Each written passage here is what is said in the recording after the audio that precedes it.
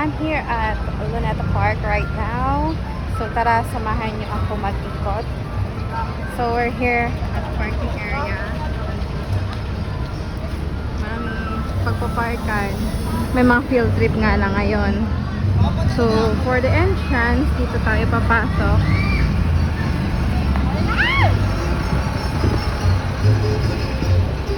Ang bubungad sa'yo. Maririnig mo na dito sa entrance pa lang ang makalumang tugtog. Makalumang tugtog. Yan. On the sides, makikita mo marami pwede din pagpwestuhan, upuan, may mga mabibili ding food, and they wear like that. Yan ang nakabarong, ano ba? Barot saya. Sorry nga eh, dapat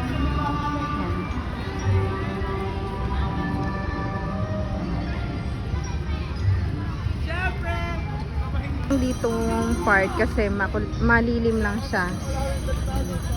May mga upuan, pwede pagpwestuhan like dating, ganyan, picnic, pwede dyan.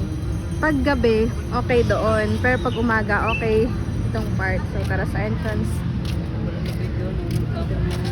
We're here now at Rizal Park, the monument of Dr. Jose Rizal. So marami kasi ngayong mga nag-educational trip, field trip. Yan, marami ding mga tao, lalo na weekend. So ganito siya. And that is the tall glass.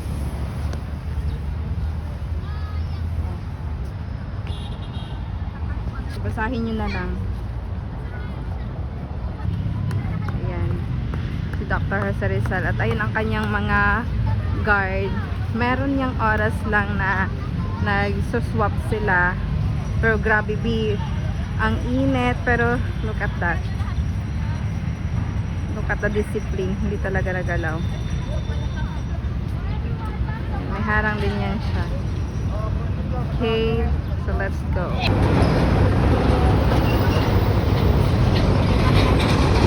Taas.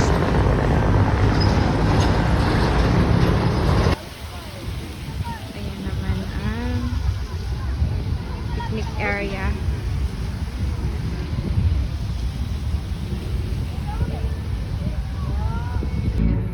Maganda dito kapag gabi. Maganda ditong area kapag gabi. Lalo na meron ditong dancing light. Ayan. Ayan. Diyan ang dancing light. Kaso kapag umaga, ganito lang siya.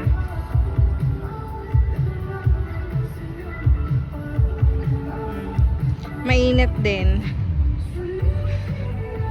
So, punta tayo doon.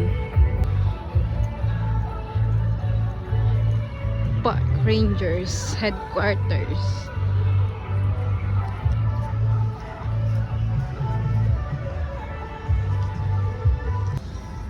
Dito naman ang Rizal Park, open auditorium. So minsan may mga concert yan dyan.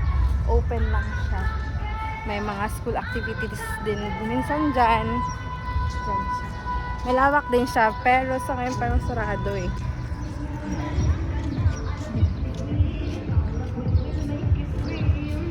Other part naman ng Luneta is here.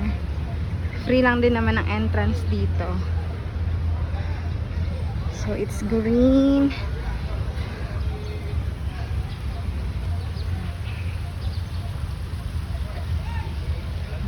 Pakita ko lang din kung ano itsura dito.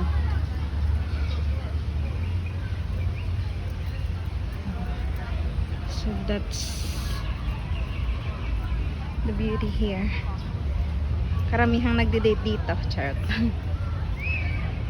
And din dito.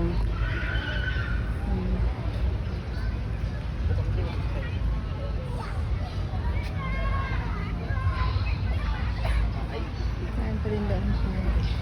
Ay!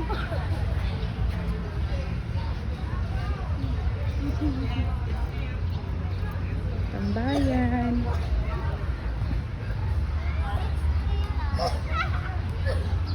Ganito siya dito. Ito yung view mo. Picnic. Ay, nabi pictures.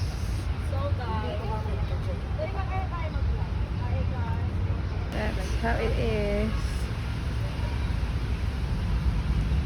Yan, so, ayun lang. Marami kang maiikutan dito sa Luneta kung gusto mo mag-running, mag-walking, mag-date, mag-picnic. Marami kang magagawang activities dito. So, ayun lang.